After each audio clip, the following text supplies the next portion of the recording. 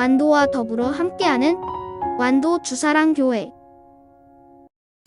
오늘 우리에게 주신 하나님의 말씀은 창세기 27장 14절에서 27절까지 말씀입니다. 29절인데 주보가 27절까지 나왔네요. 27장 14절에서 29절까지 우리 함께 보겠습니다. 우리 하나님의 말씀을 한 절씩 교독해서 읽겠습니다. 그가 가서 끌어다가 어머니에게로 가져왔더니 그의 어머니가 그의 아버지가 즐기는 별미를 만들었더라.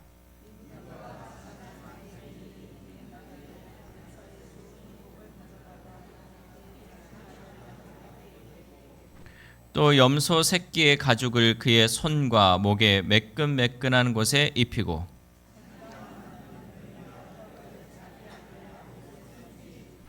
야곱이 아버지에게 나아가서 내 아버지여 하고 부르니 이르되 내가 여기 있노라. 내 아들아 네가 누구냐?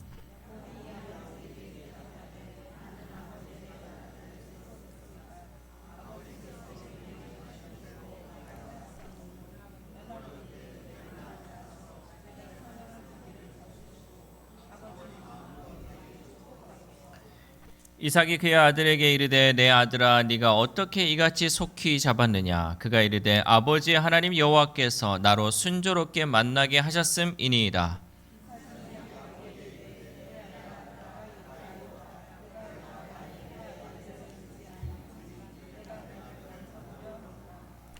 야곱이 그 아버지 이삭에게 가까이 가니 이삭이 만지며 이르되 음성은 야곱의 음성이나 손은 에서의 손이로다 하며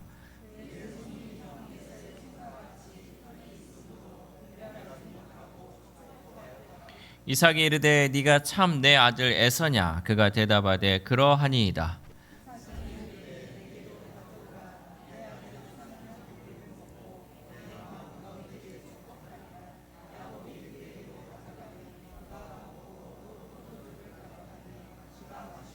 그의 아버지 이삭이 그에게 이르되 내 아들아 가까이 와서 내게 입맞추라.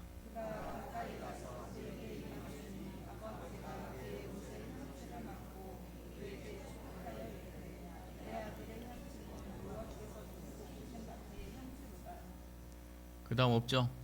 네. 제가 읽어드리겠습니다. 하나님은 하늘의 이슬과 땅의 기름짐이며 풍성한 곡식과 포도주를 내게 주시기를 원하노라. 만민이 너를 섬기고 열국이 내게 굴복하리니 네가 형제들의 주가 되고 내 어머니의 아들들이 내게 굴복하며 너를 저주하는 자는 저주를 받고 너를 축복하는 자는 복을 받기를 원하노라. 아멘. 할렐루야. 우리 옆사람과 인사하겠습니다. 새해 복 많이 받으세요. 네, 오늘도 승리하셨습니다. 얼굴을 보니 많이 먹었습니다. 왜 말을 못하세요? 얼굴을 보니 많이 먹고 오셨네요. 충분한 쉼을 얻었으리라 믿습니다. 오늘은 저기 일도 안 가셨는데 안 오신 분들은 다 어디 가셨는가? 자식, 시댁에 아직도 갔어? 시험이 오나 겁없네를 안 불렀더니. 네, 오늘도 우리가 말씀의 자리를 사모하면서 수요 예배 가운데 오신 여러분을 정말 주님의 이름으로 축복합니다. 오늘도 말씀 가운데 우리는 다른 사람 볼 거 없이 내가 은혜 받으면 돼요. 내가 하나님의 말씀으로 세워지면 되니까 여러분 절대 안 왔다고 누구 왜 안 왔냐 그런 말 할 필요도 없어요. 내가 은혜 받으면요, 내가 주신 하나님이 나에게 주시는 그 복을 우리는 누리며 살아갈 수 있는 거예요. 그래서 그 은혜로 살아갈 수 있기를 바랍니다. 오늘은 재해 수요일이라 그래요. 재해 수요일 혹시 들어보셨어요? 안 들어봤어요? 아니 신앙생활 몇 년을 했는데 아직도 재해 수요일을 안 들어봤어요. 모르는 분들이 있을 것 같아서 잠깐 설명하겠습니다. 재해 수요일은요, 사순절이 시작되는 첫날을 재해 수요일이라 그래요. 그러니까 우리가 이제 40일을 우리가 고난 주간이라고 그러잖아요. 보통 40일의 이 여정이 언제까지냐? 부활 주일까지 이 40일이 이어지는데 주일이 여러분 계속 끼우면 주일만 세다 보면요, 이게 숫자가 안 맞아요. 40이. 그렇죠? 왜 안 맞아요? 9구단을 세봐요. 7단 세봐요. 그래서 49까지 가요. 40일이라니까. 75, 35. 그래서 이제 이게 40일을 맞추다 보니까 그 안에 이제 수요일부터 이제 시작이 돼서 부활주일까지 이제 가는 이 40일을 그 부활주일 전까지, 그래서 고난 주간이 그렇게 시작이 되는데, 이것을 이제 첫 시작하는 제의 수요일이 뭐냐면 우리는 죄라는 거예요. 우리는 흙으로 시작돼서 흙으로 끝나는 인생이기 때문에 이 고난 주간 이제 시작하는 데 있어서 내가 죄라는 것을 알고 시작하는 게 이 제의 수요일이에요. 그래서 제의 수요일은요, 우리가 이 예배를 통해서 내가 더 잘해보자라고 결단하는 것이 아니라 나는 어떤 존재인가를 다시 한번 돌아보는 거야. 나는 뭐냐면 나는 결국은 흙이에요. 흙에서 와서 흙으로 돌아가는 죄밖에 안 되는 존재다는 것을 우리가 다시 한번 생각해 보는 날이 바로 제의 수요일이다라는 거죠. 그런데 놀랍게도 오늘 본문이 창세기 27장은요, 우리가 어떤 존재인지를 이 성경의 인물을 통해서 우리에게 아주 정확하게 보여주고 있습니다. 특별히 오늘 본문을 통하여서 사순절이 시작되는 이 제의 수요일에 우리에게 주시는 말씀은 어떤 말씀인지 우리가 함께 은혜 받기를 소망합니다. 첫 번째, 하나님 앞에서 우리의 민낯이 드러납니다. 창세기 27장 18절 말씀 시작. 야곱이 아버지에게 나아가서 내 아버지여 하고 부르니 이르되 내가 여기 있노라. 내 아들아 네가 누구냐. 아멘. 오늘 본문에는 세 사람이 등장을 해요. 누가 등장할까요? 첫 번째 이삭이 등장하겠죠. 그리고 야곱도 에서가 나와요. 리브가가 나오잖아요. 리브가. 자, 처음에 이삭이 이제 그 에서를 불렀잖아요. 에서를 불러가지고 네가 별미를 만들어 오면 내가 너에게 마음껏 축복하겠다. 그거를 아내인 리브가가 들었어. 그러고 나서 야곱에게 야, 너 얼른 가서 잡아와. 내가 별미를 만들게 하면서 지금 이제 별미를 만들어서 이삭에게 이제 음식을 가져갔잖아요. 그래서 이제 에서는 지금 사냥하러 가서 없어. 여기 본문에는 에서가 안 나와요. 그래서 여기에는 이제 이삭과 리브가와 이 야곱만이 나오고 있어요. 그런데 이 장면을 여러분 자세히 보면요, 뭐가 있냐면요, 누구 하나 옳게 여겨진 사람이 없다는 거예요. 자, 이삭은요 어떠고 있냐면 지금 얘가 야곱인지 얘가 에서인지 구분을 못 하고 있어요. 그렇죠? 그래서 계속 질문해. 네가 누구냐? 이거 네 음성은 야곱인데 손은 또 에서 손이네? 막 이러면서 계속 헷갈려 하고 있어. 근데 야곱은 계속 뭐라 그래요? 저 에서예요. 아빠 아들 에서가 맞아요 하면서 속이고 있죠. 리브가는 또 이거를 속일 수 있도록 음식을 만들고 거기에다가 손에다가 이제 털까지 붙여주는, 다 이제 다 가족 간에서 지금 뭐 하고 있어요? 속이고 거짓말하고 지금 하는 이 장면이 오늘 본문에 있다는 거죠. 이삭은 눈이 보이지 않는 상황에서 하나님의 말씀보다 자기가 평생 의지해온 감각과 경험을 신뢰했어요. 그러니까 하나님의 말씀으로 이 살아야 하는 사람이 이 영적인 것이 어두워지다 보니까 뭘 의지하냐면 자기가 경험, 자기의 감각을 의지한 거죠. 그래서 야곱의 목소리를 듣고도 의심스러워서 이렇게 말하죠. 창세기 27장 22절 말씀 시작. 야곱이 그 아버지 이삭에게 가까이 가니 이삭이 만지며 이르되 음성은 야곱의 음성이나 손은 에서의 손이로다 하며. 아멘. 의심스럽잖아요. 아니 소리는 들어보니까 목소리가 누구야? 야곱인데 손을 만져봤더니 에서. 지금 자기가 이거 분명히 아닌 것 같아 라고 판단할 수 있지만 내 감각이 이거 에서 손이네 해서 자기의 감각을 더 신뢰했다라는 거죠. 그는 이미 답을 알고 있었습니다. 그런데도 본인에게 익숙한 이 감각을 그는 신뢰했다는 거죠. 분명히 아닌 것 같은데 만져보니까 맞네. 그래서 여러분 자기의 익숙함으로 인해서 이 이삭은 실수를 하죠. 이 모습은 아말렉을 진멸하라는 이 하나님의 명령을 얻었던 사울 왕의 모습을 또한 우리가 볼 수 있습니다. 하나님의 명령을 어겼던 사울은 이렇게 변명했어요. 사무엘상 15장 20절에서 21절 말씀 시작. 사울이 사무엘에게 이르되 나는 실로 여호와의 목소리를 청종하여 여호와께서 보내신 길로 가서 아말렉 왕 아각을 끌어왔고 아말렉 사람들을 진멸하였으나 다만 백성이 그 마땅히 멸할 것 중에서 가장 좋은 것으로 길갈에서 당신의 하나님 여호와께 제사하려고 양과 소를 끌어왔나이다 하는지라. 아멘. 사울의 문제가 뭔지 아십니까? 사울이 지금 이렇게 얘기하는 것에 대한 문제가 뭔지 알아요? 사울의 문제는요, 불순종보다 자기 기만이었어요. 이 자기 기만이 뭐냐면 자신을 합리화하는 거죠. 어쩔 수 없었어요. 지금 그러면서 뭔 핑계 대냐? 제사를 핑계 대. 내가 여호와께 제사 드리려고 했던 거다. 백성들이 이것을 요구했다. 그리고 상황에 있어서 계속해서 자기 합리화를 시키고 있었다는 거죠. 근데 오늘 본문에 등장하는 이 인물들은 어떻습니까? 이삭이요, 자기 합리화를 어떻게 했냐면요, 내 감각은 절대 틀리지 않아. 내가 만져보니까 예전에 내 감각을 신뢰했다는 거죠. 리브가는 어땠습니까? 리브가는 이 모든 것이 하나님의 뜻을 위해서 내가 거짓말을 한 거다. 하나님이 분명히 야곱에게 복을 준다고 했으니까 나는 이 하나님의 뜻을 지키기 위해서 나는 이렇게 한 것이다 라고 자기 합리화를 했죠.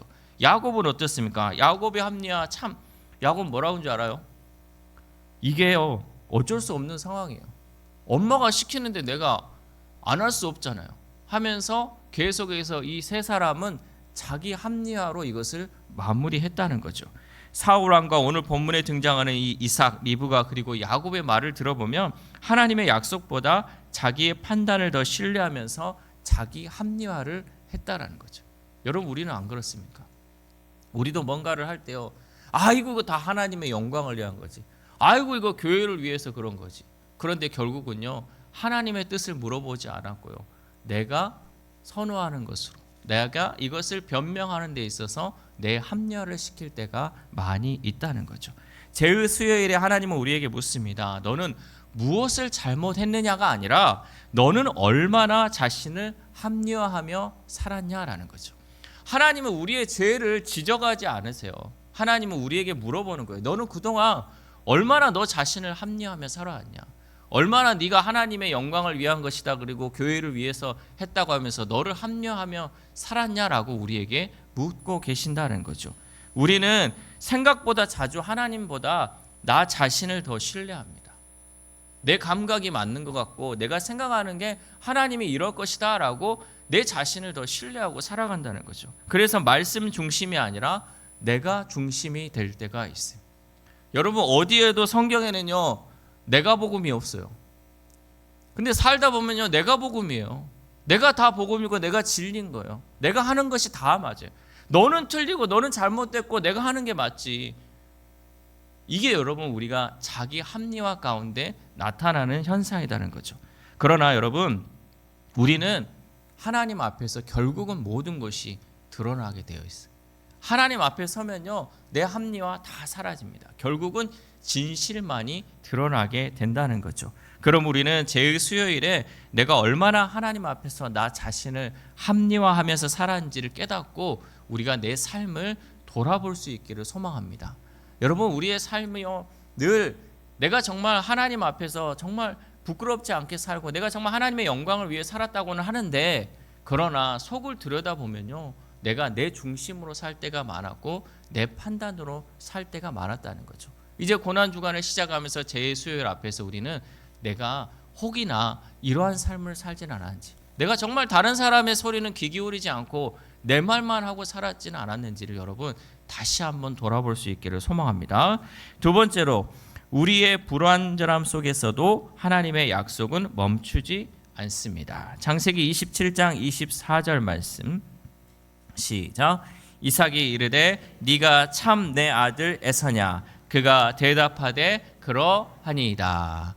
아멘. 지금 이삭은요, 또 물어보는 거예요, 야곱한테. 분명히 소리는 야곱 같아. 근데 만져보니까 에서니까 또 물어보는 거죠. 네가 참 내 아들 에서냐? 지금 이삭은요, 확신이 없었어요. 내 아들이다라는 것에 대한 확신이 없었다는 거죠.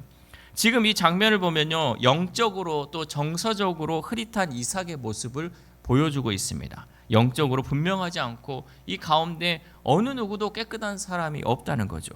그런데 놀라운 것이 무엇이냐면요, 이렇게 이삭도 지금 흐려가지고 구분 못하죠. 야곱은 계속해서 거짓말하죠. 엄마는 또 야곱을 속이려고 이 모든 방법을 했잖아요. 그런데 놀라운 것은 이러한 상황 가운데서 하나님의 복이 흘러간다는 거예요. 놀랍지 않나요? 아니 다 거짓말하고 다 속이고 있는 이 가운데서 하나님의 복이 지금 야곱에게 흘러가고 있다라는 거죠. 왜냐하면요, 이 축복은 이삭의 영적 분별에서 나온 것이 아니라 하나님의 언약 위에 서 있기 때문에 이 복이 흘러가고 있다는 거죠. 그러니까 사람은 불완전하고 사람은 속이면서 거짓말하고 죄 짓는 인생이지만 하나님의 약속은 신실하기 때문에 그 약속이 유효하게 흘러가고 있다라는 거죠. 이 장면은 또한 우리에게 베드로를 또한 떠올리게 합니다. 베드로는요, 예수님이 이 베드로에 대해서 이미 알고 있었던 것이 하나 있었어. 뭘 알았냐면요, 베드로가 넘어질 것을 알고 있었어요. 누가복음 22장 31절에서 32절 말씀.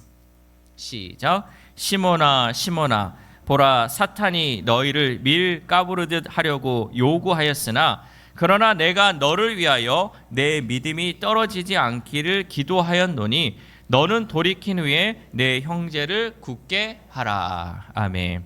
여기서 주목할 것은 예수님께서 이 베드로에게 네가 넘어지지 않게 하겠다라고 말씀하지 않았어요. 네 믿음이 떨어지지 않게 하겠다라는 거죠. 그러니까 예수님은 이 베드로가 넘어질 것을 알고 있었어요. 넘어지는 그 상황 가운데서도 내 믿음이 떨어지지 않기를 주님은 기도하고 계셨다는 거죠. 실제로 베드로는 무너졌죠. 예수님을 3번 부인하고 맹세까지 하면서 예수님을 부인했습니다. 그런데 베드로의 실패보다 더 강한 것이 있었죠. 그것은 이미 베드로를 위해 기도하고 계셨던 예수님의 중보 기도라는 거죠. 예수님의 중보 기도가 이 베드로의 실패보다 더 강했기 때문에 베드로는 다시금 세워져서 주님의 일을 감당할 수 있었다는 거죠. 창세기 27장도 마찬가지입니다. 야곱의 거짓보다 더 앞서 있었던 것은 이미 선언된 하나님의 약속이었어요. 하나님께서 어린 자가, 그러니까 큰 자가 어린 자를 섬기리라라는 이 야곱에게 있어서 복을 주겠다고 했던 이 약속이 있었기 때문에 야곱이 속인 것 그 상관없이 하나님의 복이 그대로 흘러갔다라는 거죠. 하나님의 약속은 인간의 죄보다 깊게 적용됩니다. 그래서 바울은 로마서 3장에서 이렇게 묻습니다. 로마서 3장 3절 말씀. 시작. 어떤 자들이 믿지 아니하였으면 어찌하리요? 그 믿지 아니함이 하나님의 미쁘심을 패하겠느냐. 아멘. 어떤 사람들이요, 믿지 않으면 그 믿지 않는 것으로 하나님의 미쁘심, 하나님의 그 자비하심, 하나님의 은혜가 패하겠느냐라고 물어보는 거죠. 그 대답이 뭐예요? 로마서 3장 4절 상반절 말씀. 시작. 그럴 수 없느니라. 아멘. 그러니까 사람이 그것을 믿느냐 안 믿느냐에 따라 이게 좌우되지 않는다라는 거죠. 하나님의 신실하심은 인간의 실패에 의해서 취소되지 않는다는 거죠. 그러니까 하나님의 약속은요, 인간이 아무리 실패하고 인간이 아무리 거짓되고 인간이 죄 가운데 있다 할지라도 하나님의 약속은 계속해서 흘러간다라는 것을 우리에게 말씀하고 있습니다. 여러분, 이것이 바로 은혜입니다. 이것이 은혜라는 거예요. 우리는 실패하고 우리는 넘어지고 우리는 죄의 인생 속에서 계속 반복되지만 그 가운데서 우리를 붙들어 주는 것은 하나님의 은혜다라는 거죠. 우리의 실패는요, 순간적이에요. 그렇잖아요. 죄를 짓는데 순간적인 감정으로 우리는 실패하고 죄를 짓게 되잖아요. 그러나 하나님의 신실하심은 영원토록 지속된다는 거죠. 하나님의 신실하심은 계속된다는 거예요. 우리는 순간적이지만 하나님은 지속적이고, 그리고 우리의 판단은 흔들려도 하나님의 언약은 흔들리지 않는 줄 믿습니다. 여러분, 제 수요일은 나는 연약하고 나는 부족하고 나는 제 인생입니다 라고 이렇게 고백을 하는 날입니다. 그런데 여기서 멈추면 우리는 절망이에요. 나는 연약하고 나는 부족한데 그럼 내가 어떻게 사냐고요. 나는 죄인 된 인생이고 죄밖에 못 짓는데, 이런 고백을 하면서 끝나면요, 여기서 우리는 절망밖에 없어요. 제 수요일이 복음이 되는 이유는요, 우리의 연약함보다 하나님의 붙드심이 더 크기 때문이에요. 그러니까 우리가 나아갈 수 있는 것은요, 내가 하나님 앞에 간절히 매달려서 하나님이 나를 붙들고 가는 것이 아니라 나는 부족하고 나는 연약하고 나는 넘어지지만 하나님이 붙드시는 그 힘이 더 크기 때문에 내가 갈 수 있다는 거죠. 이것이 은혜이고 이것이 복음이다라는 거죠. 우리는 계속해서 넘어지지만 예수님은 우리를 위하여서 기도를 멈추지 않으십니다. 계속해서 우리를 위해 기도하시고 계속해서 우리를 붙들어 주시는 것, 그것이 바로 주님의 은혜다라는 거죠. 하나님은 우리의 실패를 바라보고 계시지만 동시에 하나님은 약속을 더 크게 바라보고 계신 줄 믿습니다. 여러분, 우리가 죄 짓는 현장 속에서 하나님 우리를 보고 계셔요. 근데 이 죄 짓는 것만 보면 우리는 지옥 가겠죠. 우리는 하나님 백성으로 살 수 없었죠. 그러나 하나님은 우리의 죄 짓는 것도 보고 계시지만 그보다 더 큰 하나님의 약속을 보고 계시기 때문에 우리를 이토록 살게 하시고 하나님의 백성으로 끝까지 놓지 않는 줄 믿습니다. 하나님은 베드로를 포기하지 않으셨던 것처럼, 야곱을 포기하지 않으셨던 것처럼 우리도 포기하지 않으시는 하나님이십니다. 그러므로 우리는 또 실패하고 또 넘어진다 할지라도 하나님께서 우리를 붙들고 계신다는 그 믿음으로 나아갈 수 있기를 소망합니다. 마지막으로 세 번째, 제 자리에서야 비로소 은혜가 시작됩니다. 창세기 27장 29절 말씀 시작. 만민이 너를 섬기고 열국이 내게 굴복하리니 네가 형제들의 주가 되고 내 어머니의 아들들이 내게 굴복하며 너를 저주하는 자는 저주를 받고 너를 축복하는 자는 복을 받기를 원하노라. 아멘. 이 이삭은 이 야곱에게 이렇게 축복을 했습니다. 그런데 오늘 본문에서 중요한 사실은요, 지금 이삭도 영적으로 분별력도 없죠. 야곱은 계속해서 속였죠. 리브가 또한 계속 속였어요. 그런데 여기에서 뭐가 나오지 않냐면 회개하는 장면이 하나도 안 나와요. 뭐 잘못했습니다, 내가 실수했습니다, 내가 속였습니다, 이런 장면이 하나도 안 나오는 거죠. 야곱은 아직 고백하지 않았고 이삭도 아직 깨닫지 못했습니다. 그런데도 하나님은 이 가정을 포기하지 않았다는 거죠. 이 가정이 지금 얼마나 영적으로 어두운 가정입니까? 서로 속이고 있고 서로 영적으로 어두웠던 이 가정이지만 하나님은 그래도 이 가정을 포기하지 않고 끝까지 붙들어줬다라는 거죠. 여러분, 다윗이요 죄를 지었잖아요. 밧세바를 범한 그 죄를 지었어요. 그런데 그 죄를 짓고 다윗이 회개하지 않았어요. 처음에. 그랬을 때 다윗의 심정을 시편에서 이렇게 노래를 했어요. 시편 32편 3절 말씀 시작. 내가 토설치 아니할 때에 종일 신음함으로 내 뼈가 쇠하였도다. 아멘. 그러니까 다윗이 회개하지 않고 하나님 앞에 이 죄를 고백하지 않았을 때 그가 어땠냐면요, 종일토록 신음하면서 내 뼈가 쇠하였다는 거죠.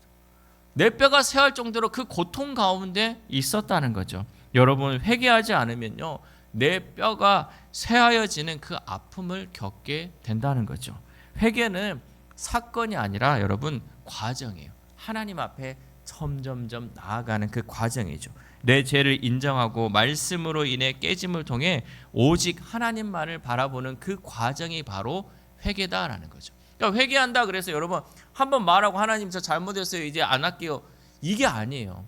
계속해서 우리가 하나님께로 향하는 거예요. 그 모든 과정이 계속해서 변해감을 통해서 하나님만을 바라보는 그 고백, 그것이 바로 회개라는 거죠. 그러니까 우리는 일시적인 회개가 아니라요, 내 삶의 방향이 이제는 세상에서 완전히 하나님께 돌아설 때까지 계속해서 진행하는 그 과정이 있어야 한다는 거죠. 근데 이것을 하지 못하면요 내 뼈가 쇠해지는 아픔, 그 고통이 내 삶 가운데 있다라는 거죠.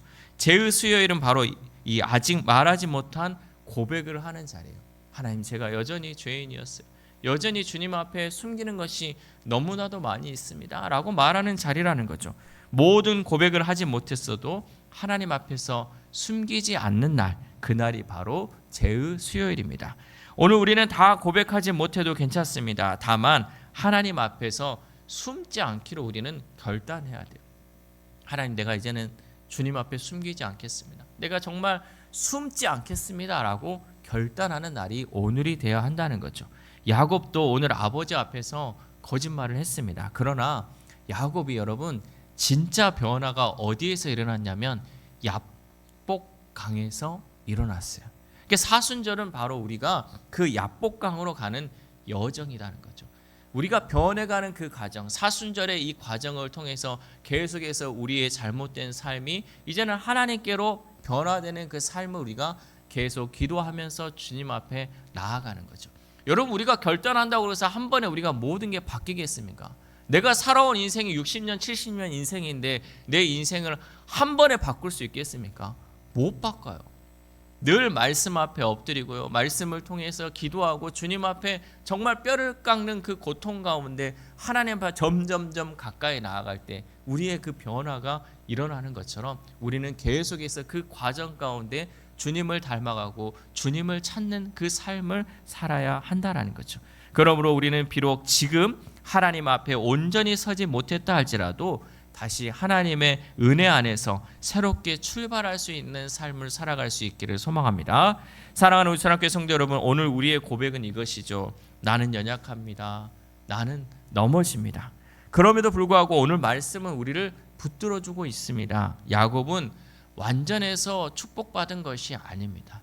이삭은요, 분별력이 뛰어나서 축복한 것이 아니었어요.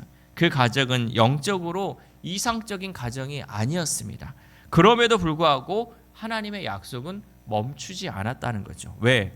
바로 하나님의 언약은 인간의 완전함 위에 세워지지 않았기 때문입니다. 우리가 하나님을 붙들고 있는 것이 아니라 하나님께서 우리를 붙들고 계셨기 때문에 그 약속이 유효했다라는 거죠.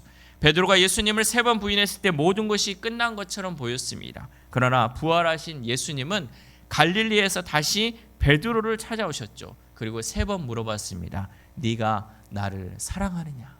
네가 나를 사랑하느냐? 네가 나를 사랑하느냐라고 3번 물어보셨죠. 이 질문은 예수님께서 정죄하려고 한 것이 아니라 회복하기 위해서 그에게 말씀하신 것입니다. 왜냐하면 우리의 실패보다 하나님의 약속이 더 컸기 때문에 이 모든 것은 회복의 말씀이었다라는 거죠. 여러분, 우리는 처음에도 얘기했듯이 타다 남은 재입니다. 재. 그러나 하나님의 약속은요, 불이에요. 불. 재는 어떻습니까? 재는 식어버린 흔적이에요. 가루처럼 사라질 수 있어요. 그러나 하나님의 약속은 여전히 타오르고 있는 줄 믿습니다. 그래서 우리가 하나님의 약속을 붙들고 가는 거예요. 나는 쟤밖에 안 되지만요, 지금도 여전히 타오르는 그 불같은 하나님의 약속을 우리는 붙들고 갈 수 있기를 소망합니다. 여러분, 이번 사순절 이렇게 우리가 시작하면 좋겠습니다. 주님, 제가 더 잘해보겠습니다가 아니라 주님, 저를 붙들어 주옵소서. 주님, 제가 무너지지 않겠습니다가 아니라 주님, 제가 무너질 때도 저를 놓지 말아 주옵소서.